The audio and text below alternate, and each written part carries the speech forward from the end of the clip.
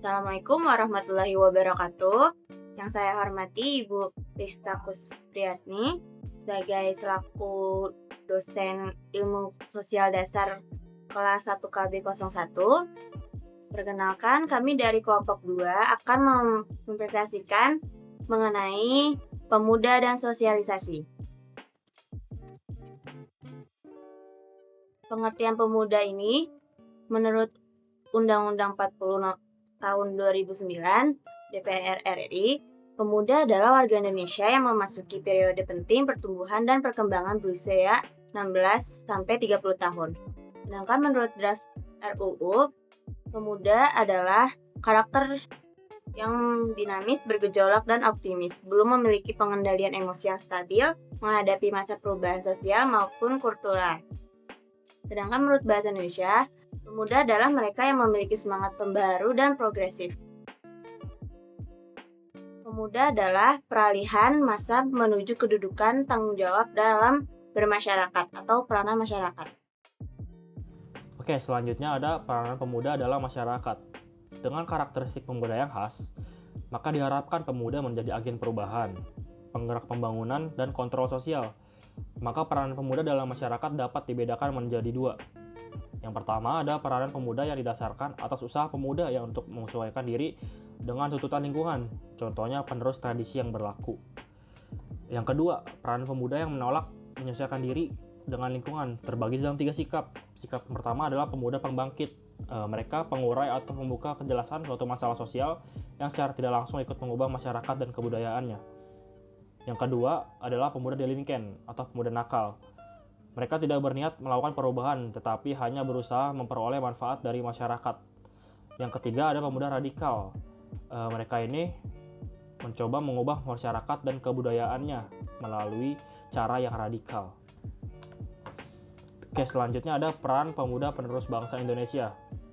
Peran yang pertama adalah sebagai agen perubahan. Memiliki peran melakukan perubahan-perubahan dalam hidup masyarakat menuju ke arah yang lebih baik lagi pada masa mendatang. Yang kedua ada agen pembangunan. Para pemuda Indonesia memiliki peran dan tanggung jawab dalam upaya melancarkan dan melaksanakan berbagai macam pembangunan di berbagai macam bidang, baik pembangunan nasional maupun pembangunan daerah. Yang ketiga ada agen pembaharuan. Memiliki kemampuan dalam menganalisa perubahan zaman dan yang pastinya memberi pengaruh besar pada bangsa Indonesia sehingga dapat memilih mana yang perlu dirubah dan yang perlu dipertahankan. Yang keempat ada membangun pendidikan. Upaya para pemuda Indonesia sebagai generasi penerus bangsa dalam usahanya membangun pendidikan yang lebih baik lagi dari masa-masa sebelumnya. Yang terakhir yaitu memiliki semangat juang yang tinggi. Tertanamnya jiwa semangat perjuangan yang tinggi pada masa generasi pemuda baik pada masa sekarang maupun masa terdahulu. Potensi-potensi generasi muda, yaitu ada berbagai macam poin di sini. 1. Idealisme dan daya kritis. 2. Dinamika dan kreativitas. 3. Keberanian mengambil resiko. Optimis dan kegairahan semangat. Poin 4 ada sifat kemandirian, disiplin, peduli, dan bertanggung jawab keanekaragaman dalam persatuan dan kesatuan. Di poin 5 ada patriotisme dan nasionalisme, dan poin terakhir yaitu kemampuan menguasai ilmu dan teknologi. Pola dasar pembinaan dan pengembangan generasi muda ditetapkan oleh Menteri Pendidikan dan Kebudayaan dalam Keputusan Menteri Pendidikan dan Kebudayaan dalam nomor tersebut. Maksud dari pola pembinaan dan pengembangan generasi muda adalah agar semua pihak yang turut serta dan berkepentingan dalam pengayaan benar-benar menggunakan sebagai pedoman sehingga pelaksanaannya dapat terarah, menyeluruh, dan terpadu serta dapat mencapai sasaran dan tujuan yang dimaksud. Berikut ada pokok pembinaan dan pengembangan generasi. 1. Generasi muda sebagai subjek. Generasi muda sebagai subjek adalah mereka yang telah dibekali ilmu dan kemampuan, serta landasan untuk dapat mandiri dalam menyelesaikan masalah-masalah yang dihadapi bangsa, dalam rangka kehidupan berbangsa bernegara, serta pembangunan nasional. 2. Generasi muda sebagai objek.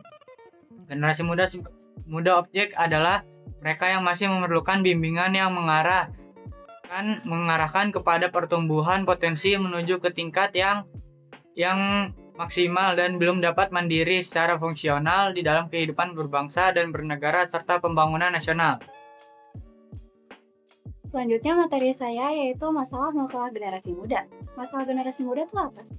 Masalah generasi muda adalah semua bentuk tingkah laku yang dilakukan oleh generasi muda yang mana dianggap bertentangan bagi masyarakat.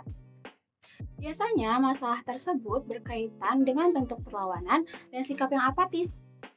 Masyarakat masih menjunjung pada nilai dan norma sosial lama. Sementara itu, generasi muda mengikuti nilai dan norma sosial baru sesuai dengan perkembangan zaman yang modern.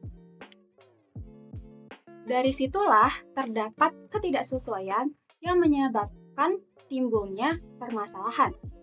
Berikut beberapa permasalahan generasi muda.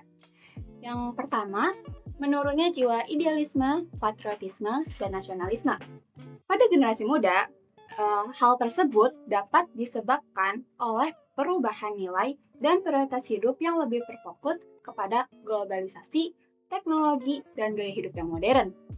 Dan juga media sosial dan pengaruh budaya asing turut memperlemah rasa cinta tanah air karena fokusnya generasi muda cenderung kepada hal-hal yang lebih individualitis. Pendidikan dan pemahaman tentang sejarah serta nilai-nilai kebangsaan juga seringkali kurang ditekankan, sehingga mengurangi kebanggaan terhadap bangsa. Lalu yang kedua, kekurangpastiannya terhadap masa depan. Hal tersebut seringkali muncul karena berbagai faktor, antara lain perubahan ekonomi global, persaingan kerja yang semakin ketat, serta dampak teknologi yang cepat. Ketidakpastian ini diperparah oleh isu lingkungan, politik, dan mental yang mana menambah kecemasan mengenai prospek jangka panjang. Akibatnya, banyak yang merasa ragu akan stabilitas karir dan kehidupan di masa depan. Yang ketiga, yaitu belum seimbangnya antara jumlah generasi muda dengan fasilitas yang tersedia. Hal tersebut berkaitan dengan fasilitas formal maupun non-formal.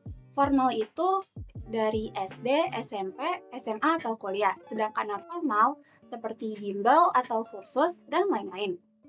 Nah, di banyaknya daerah, akses terhadap pendidikan formal maupun non-formal masih terbatas, baik dari segi infrastruktur, kualitas tenaga pengajar, maupun fasilitas yang mendukung. Hal tersebut membuat tingginya jumlah putus sekolah yang bukan hanya merugikan generasi muda tetapi juga merugikan seluruh bangsa. Lalu yang keempat, kurangnya lapangan atau kesempatan kerja serta tingginya tingkat pengangguran.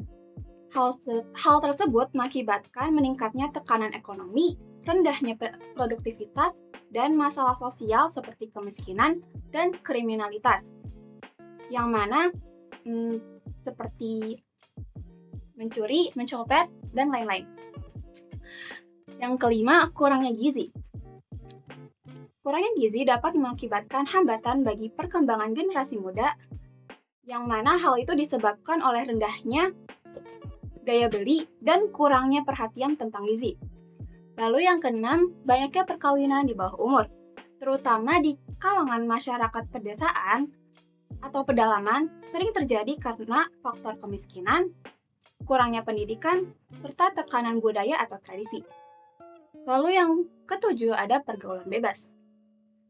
Pergaulan bebas sendiri dapat membahayakan sendi-sendi perkawinan dan kehidupan keluarga karena meningkatnya resiko hubungan yang tidak sehat, seperti perselingkuhan atau konflik.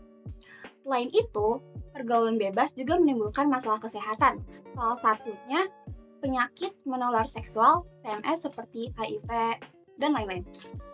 Lalu yang kedelapan, meningkatnya kenakalan remaja, yang mana salah satunya penggunaan narkotika.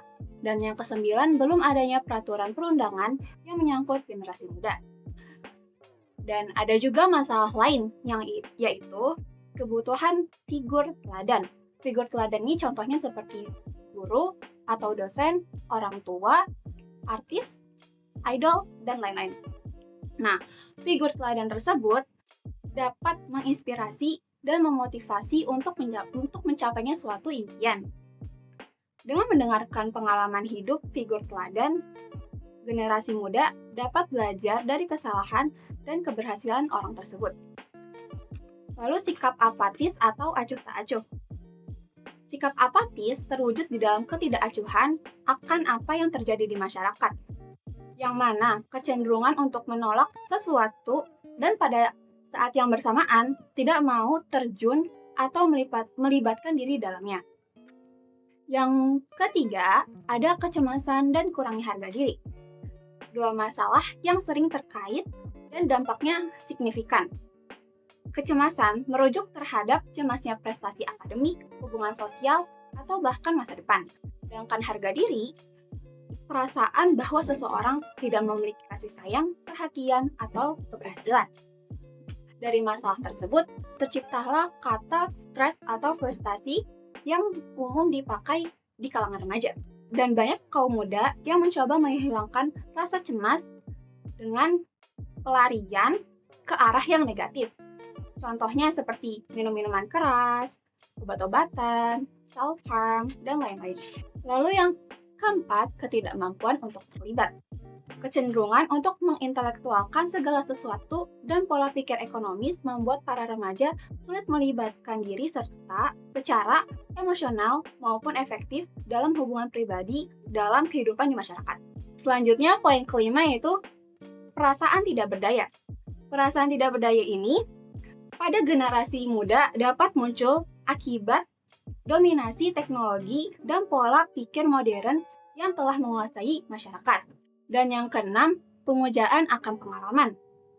Sebagian besar tindakan-tindakan negatif anak muda dengan minuman keras, obat-obatan, pada mulanya didasari oleh penasaran atau coba-coba. Nah, lingkungan pergaulan anak muda dewasa ini memberikan pandangan yang keliru tentang pengalaman. Baik, sekian presentasi dari saya. Selanjutnya akan dilanjutkan oleh teman saya. Oke. Selanjutnya adalah sosialisasi. Sosialisasi adalah proses belajar bagi seseorang atau sekelompok orang selama hidupnya untuk mengenali pola-pola hidup, nilai-nilai, dan norma sosial agar ia dapat berkembang menjadi pribadi yang bisa diterima oleh kelompoknya. Sosialisasi terbagi menjadi dua, yaitu sosialisasi primer, yaitu terjadi pada saat usia masih balita, pada saat interaksi dengan keluarga terdekat, pengenalan diri, dikenalkan dengan sikap perlakuan yang mendasar. Yang kedua adalah sosialisasi sekunder, yaitu terjadi sejak usia 4 tahun hingga selama hidupnya. Jadi saat interaksi dengan lingkungan sosial, teman, sekolah, atau adat istiadat lingkungan. Selanjutnya adalah proses sosialisasi, yang terbagi menjadi 3. Yang pertama adalah sosialisasi represif, yaitu sosialisasi yang di dalamnya terdapat sanksi jika pihak yang tersosialisasi melakukan pelanggaran, biasanya menekankan pada penggunaan hukum terhadap kesalahan. Yang kedua, sosialisasi partisipatif, yaitu sosialisasi yang berupa rangsangan tertentu agar pihak yang tersosialisasi mau melakukan suatu tindakan, misalnya hadiah. Yang ketiga adalah sosialisasi ekualitas, yaitu sosialisasi yang dilakukan atas dasar kesamaan dan kooperasi antara pihak yang melakukan sosialisasi dengan pihak yang disosialisasi untuk mengatur kepentingan bersama. Nah, selanjutnya ada tujuan pokok dalam proses sosialisasi. Tujuan pokok sosialisasi adalah yang pertama, memberikan pemuda tersebut ilmu pengetahuan atau keterampilan yang bermacam-macam agar dapat digunakan dan sangat ia butuhkan bagi kehidupan kelak dalam bersosialisasi dan berhubungan dengan masyarakat. Yang kedua, agar individu mampu berkomunikasi secara efektif dan mengembangkan kemampuannya. Yang ketiga, membantu pengendalian fungsi-fungsi organik yang dipelajari melalui latihan-latihan yang didapatkan dari lingkungan. Yang keempat, agar pemuda dapat bertingkah laku sesuai dengan norma atau tata nilai dan kepercayaan pokok yang ada pada lembaga atau kelompok khususnya masyarakat pada umumnya. Selanjutnya, ada tahap-tahap sosialisasi menurut George Herbert Mead. Yang pertama ada tahap persiapan. Tahap ini dialami sejak manusia dilahirkan saat seorang anak mempersiapkan diri untuk mengenal dunia sosialnya. Individu yang dibekali nilai-nilai dan norma-norma untuk pedoman bergaul dengan masyarakat. Yang kedua ada tahap meniru. Tahap ini ditandai dengan yang pertama semakin seorang anak menirukan peran yang dilakukan orang dewasa. Yang kedua, mulai terbentuk kesadaran tentang nama sendiri dan nama orang sekitar. Yang ketiga, anak mulai memiliki kemampuan untuk menempatkan diri pada posisi orang lain. Yang keempat, kesadaran bahwa dunia sosial manusia berisikan banyak orang. Lalu yang ketiga ada tahap bertindak. Tahap ini yang memiliki peniruan yang dilakukan sudah mulai berkurang dan digantikan oleh peran yang secara langsung dimainkan sendiri dengan penuh kesadaran. Pada tahap ini, lawan berinteraksi semakin banyak dan hubungan semakin kompleks. Individu mulai berhubungan dan menyadari adanya tuntutan bekerja sama dengan teman-teman sebaya di luar rumah. Lalu yang keempat ada tahap penerimaan norma kolektif. Pada tahap ini, seorang telah dianggap dewasa. Dia sudah dapat menempatkan diri pada posisi masyarakat secara luas. Manusia dewasa menyadari pentingnya peraturan, kemampuan bekerja sama bahkan dengan orang lain yang tidak dikenal secara nampak. Kesimpulan, remaja dan pemuda dalam interaksi sosial.